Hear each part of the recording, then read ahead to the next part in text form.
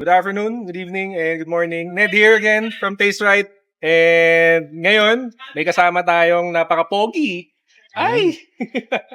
na si John Rick, ang may-ari ng Bristol 400.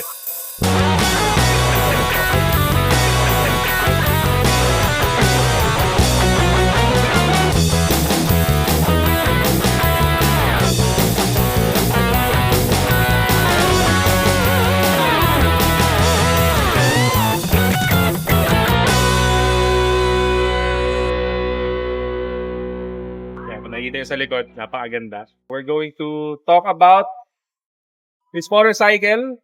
Yan. So, sir, may introduce yourself? Good morning. Nice meeting you. Hi guys! Ako nga pala si Jet and ako ang owner netong 2019 Bristol na Classic 400i. So, explain natin dito sa video yung mga specs niya and kung ano mga experience ko sa 4 years ng ownership ko dito sa bike na to. 4 years old na-acquire mo siya, kailan? So, na-acquire ko siya nung June or July ng 2020. Then, all stock, tama? All stock siya All nung stock. na-acquire ko, except yung tires niya. Okay. Then, bago mo siya na-acquire, ano muna yung history nung motor? Sa nabalita ko kasi parang may pinagdaanan na to. So, ang bike na to is binenta ni Bristol Casa noong 2020, nung pandemic, as a demo bike. Okay. Ang demo bike is ang mga unit nila na ginamit sa Boss Ironman Challenge. So, nung nakuha ko to, nasa 9K kilometers na ang tinakbo niya. Hindi pa rin. Medyo mataas-taas na rin, pero dahil may documentation si Bristol nung history niya, makikita natin na yung previous mechanics nila, ginamit siya sa 3 endurance challenges. So, Ang dami na pala. So si Boss Ironman, si Mangyan Challenge, Okay. and si Mindoro Loop kung hindi ako nagkakamali. So itong bike na to is na-test drive na din ni Ryan Agoncillo. Ay, ang pogi. Kaya nung isang beses nung nasa cafe kami sa work, Oo. nung nadaan ako, nagulat ako biglang may bumati sa akin. Talaga? Sabi niya, nice bike! Sabi ko, Classic sino yan, yun? Akala ko nagtitrip lang yung mga katrabaho ko.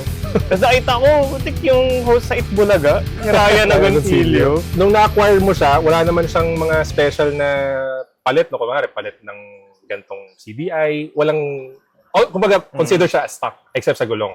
Oo, binenta siya ng as is where is condition. Ganun. Ang napansin ko nga dun sa mga mechanic ni Bristol noong time na yon, parang medyo hesitant sila. Ano, ibenta? Oo, pero after nun, dun mo marirealize kung bakit slowly nung napunta na sa akin yung motor. Pero kamusta yung performance niya? Kasi 3 enduro ride, ang unang naisip ko dyan, gulpi na yung motor eh. So, kamusta siya nung nakuha mo na? Okay, so kung ang makina ang pag-uusapan natin, wala namang issue sa makina kasi ang makina neto is from, ginaya siya, kinloan ang makina ng XR400. So ito ay isang dirt bike ng Honda noong 90s. So isa siyang air-cooled na single cylinder 400cc. Wala tayong issue doon. And itong parts niya is from Taiwan. So kilala naman ng Taiwan na gumagawa ng magandang motor, Kymco. For example, parts ng BMW scooters sinusupply din nila. So subok na ang Taiwanese brands. Sa makina niya, wala naging issue. Ang naging issue ko dito is more on electricals ng motor. Anong meron sana sa electricals ni Bristol? Or nung motor? So, ang motor kasi, sa tingin ko, based dun sa mga nalaman natin sa mga kaibigan natin na mekaniko, is made for cold environments. Hindi siya for tropical climate, kagaya natin. So, alam naman natin dito sa Pilipinas, medyo mainit. Correct. Sobrang init. So, ang nangyayari, mainit din yung motor. Medyo lumulutong ang kanyang mga electrical components, kagaya ng mga wires. So, yan ang isang issue na na-encounter ko before. Nung na-encounter mo siya, ano yung mga steps na ginawa mo para ma-improve yun? Siyempre, honestly, ang experience ko dyan is pabalik-balik ako sa mechanic ng Casa. Hassle. So, wala naman ako nag-i-issue doon. Pero, merong isang issue ang bike na to before na hindi nila maayos-ayos, which is yung pag nilalagay mo siya sa neutral, Tapos pag nilagay mo siya sa first gear, mamamatay. Oh, okay. Siyempre, instinct, sasabihin sa'yo, yung side stand switch. Oo. Kasi di ba hindi naman aandar ang motor pagka nakababa ang side stand. Yep. Nilagay mo sa first gear, mag-shut off. Hmm. Pinalitan na namin yung mga parts, chinek na yung wiring. Hindi pa rin masolusyonan yung issue.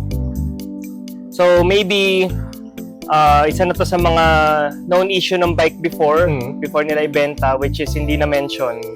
Pero eventually, after a few years ng ownership, nag-decide na din ako ipa-upgrade siya dun sa pinaka-special na upgrade niya ngayon. Okay. Ano yung special na upgrade na yun? Okay, so ang bike ko right now, Oo. ang stock ni Casa pag binebenta niyan is fuel injected. Correct. FI. Alam naman natin ang advantages ng fuel injected na motor. Yup. Mas reliable, mas matipid sa gas, Sa gas. and modern technology. Oh, modern tech. Also, itong motor ko dati is naka-ABS brakes. Dati. May ABS Okay, brakes yan, okay. harap-likod. Oo. So, syempre, bilang isang motorcycle purist, Yan. ang gusto ko kasing ma-experience sa pagmumotor ko is ma-experience kung ano ang pakiramdam ng mga 1960s, 1950s na motor. You are the machine. So, parang kailangan meron ka kasing mechanical sympathy. Correct. Parang may connection ka dun sa motor mo. Machine. Ang pinagawa ko dito is ni-reverse ko yung time niya. Pinagawa ko siyang carb. And tinanggal na rin yung mga ABS brakes. Okay yun ha. Ang alam ko lang yung car, pero ABS, tinatanggal mo rin. Kasi kasama siya sa tatanggalin pag Tinanggal pinalitan siya. yung ECU. Hindi na siya kaya or hindi na captured. Hindi na captured, hindi na siya sakop ng Oo. CDI. Which Hindi is, nun, ha? okay lang din kasi na hindi ko pa na-mention before, nung naka-ABS pa siya, Yup. lagi ako nagkaka-issue sa rear brake niya na kumakapit. Okay. I don't know why, Ito. pero kung hindi ko alam, mga magnet ba na nakakot Oo. or nagkaka-electrical issues ba. Pero yung naging issue ko, na nawala nung pinakonvert ko siya na traditional brakes lang, na wala ng tech involved. So, kumbaga ang nangyari, from FI, modern, ginawa mong binalik mo sa nakaraan, binalik ko sa nakaraan. carbureted machine. Gaano mo siya katagal ginamit na FI? So, 3 years siyang naka-FI sa akin. 3 years. And then, gaano mo na siya katagal ngayon ginagamit na naka-carb? Binalang nating 3 years na nagkaka-hair fall ako sa stress. Oh.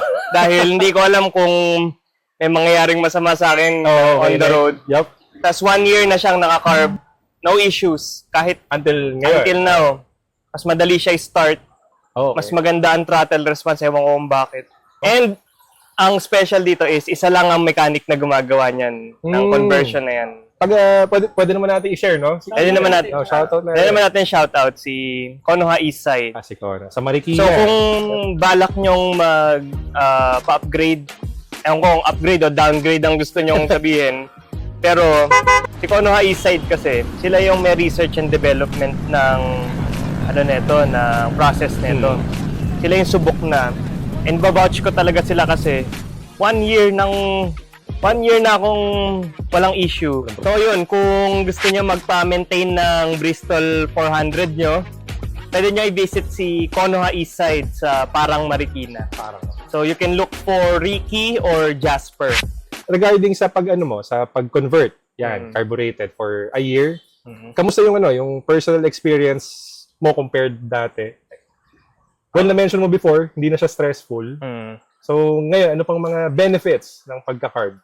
Sa benefits niya siguro is, since napalitan yung wiring harness, napansin ko, mas tumagal yung lifespan ng battery ko. Okay. Hindi ko alam kung bakit, pero malakas makasira ng baterya to sa ibang owners. Oo. Parang mabilis mag-drain. And second, sa stock. Sa stock. Ang second naman na advantage na nakita ko is after 2 weeks nang hindi ginagamit yung motor. Didiskarga? Hindi siya nagdidiskarga, madali pa rin i-start. Okay. Ngayon. Kahit yung fuel consumption ko kasi parehas Tumipid. lang. Parehas lang.